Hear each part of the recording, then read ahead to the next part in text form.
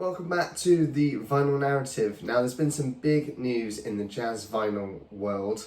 The Verve label group and UME have just announced a brand new audiophile series called the Verve Vault Series. This is a new audiophile reissue series that kicks off in October.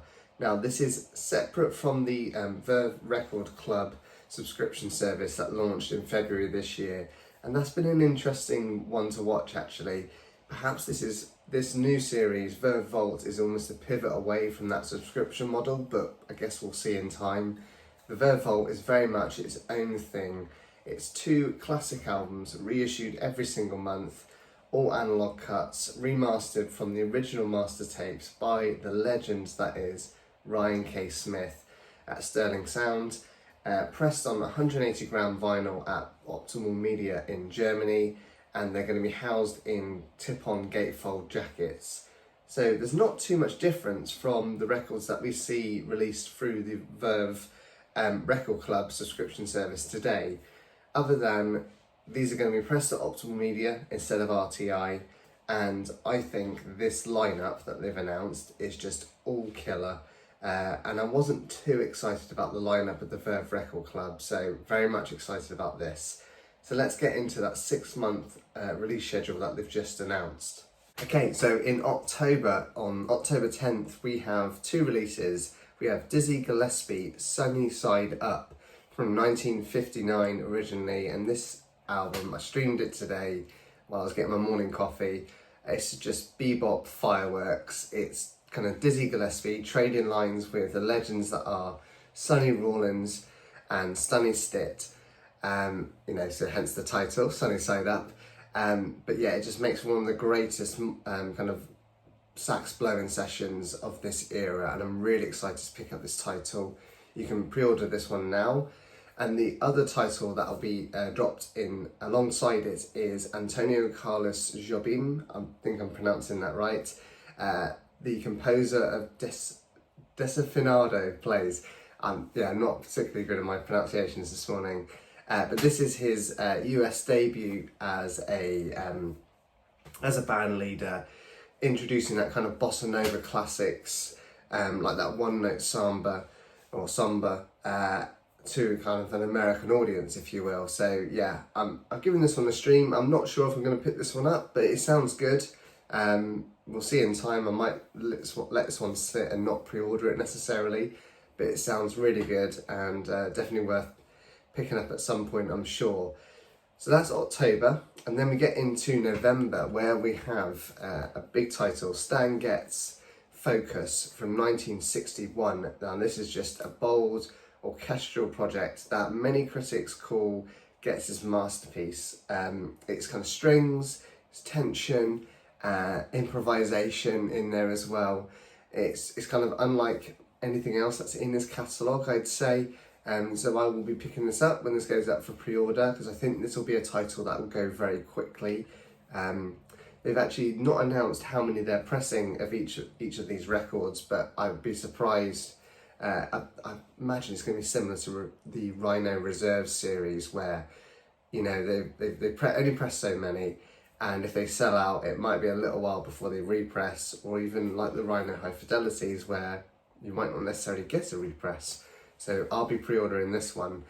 Another one that I'm very excited about, probably one of the ones that I'm most excited about actually, is the Jimmy Smith and Wes Montgomery, Jimmy and Wes, the dynamic duo from 1966. This is also coming out in November.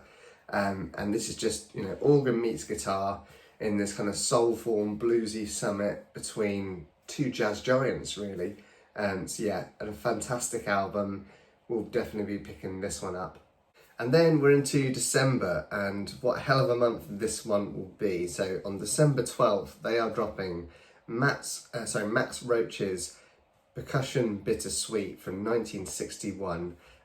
This is just a monster record, adventurous, it's politically charged, and it kind of redefines the role of drums in jazz, if you will.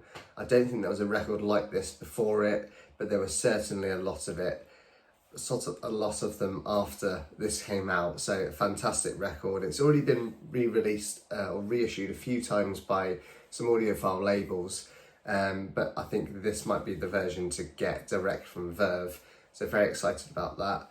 And then alongside Max we have Archie Shepp, Fall for Train, which was Archie Shepp's breakthrough records, radical, passionate, and just reimaginings of the great John Coltrane's compositions with, of course, he got John Coltrane's blessing to do this, and it's just a fantastic record from 1964.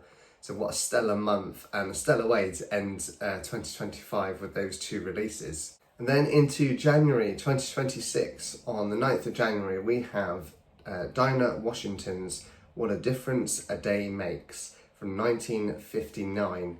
Now, this was her Grammy-winning crossover classic, mixing kind of blues, jazz, pop with her just unforgettable voice. She's a fantastic jazz vocalist.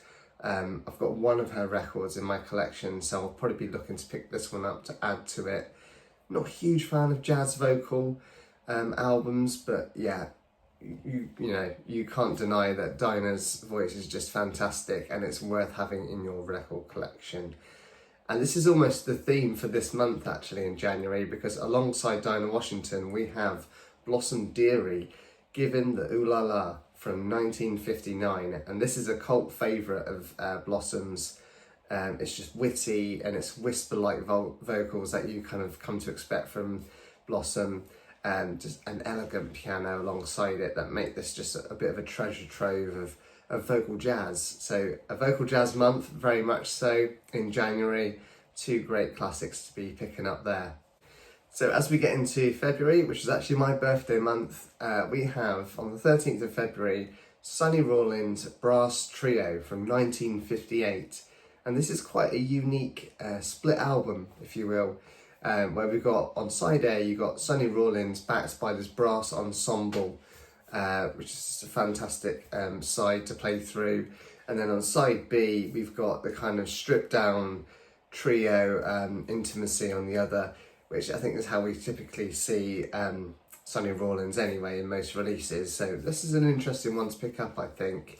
And then alongside that, we have Stan Getz with the Oscar Peterson Trio, which is from 1958 also. And it's a joyous swinging session where Getz's lyrical saxophone is just met alongside with Oscar Peterson's, you know, powerhouse rhythm section. So a really really fun release to close off February there, and looking forward to that one. And then we're getting into March. So closing out the 6-month release schedule in March, on March 13th, we have Gábor Szabó's Spellbinder from 1966. So we're moving out of that kind of 50s and early 60s territory now. And this is just an essential kind of crossover album. It's psychedelia, it's funk with a Hungarian flavour, and modal jazz just colliding. And it's almost a must-hear for kind of guitar lovers. I think I've said before, Gábor Szabó is one of my favourite jazz guitarists. I just love his unique style, and I will absolutely be picking this up the moment it goes on pre-order, because I don't think this one's been really reissued too many times, especially in an audiophile package. So I expect this one to probably go quite quickly. And then alongside Gábor, we have Pharoah Sanders' Elevation, which is just a spiritual jazz live album, almost like a kind of ecstatic searching record that kind of closes out this kind of, I don't know, transcendental 6-month release schedule that Verve have announced. Pharoah Sanders is not my favourite jazz musician. I know that's probably a controversial thing to say because he is one of the jazz giants, but yeah, I've just never been able to get into him. But I will give Elevation a go and see if that is the record that makes him click for me. But yeah, this is a 1974 album. I'm sure a lot of people will be very excited that this is in this calendar, and will absolutely be picking this one up. So yeah, fantastic 6-month series. So that is it, the 6-month series so far. I'm sure there'll be more, and this is going to be a very successful series for Verve if they get everything right that they said they'll go into.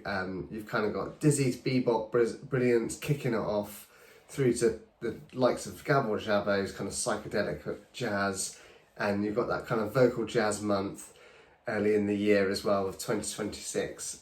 Probably the ones I'm most excited for are Dizzy, Dinah Washington and Gábor Szabó's Spellbinder. But I want to know which ones you're most looking forward to. Drop your picks down in the comments below. And if you've enjoyed watching this video, please give it a like and hit subscribe, where I'll be covering more of these kind of releases in more detail as they hit our shelves. And thank you very much for watching. Until next time, keep on spinning.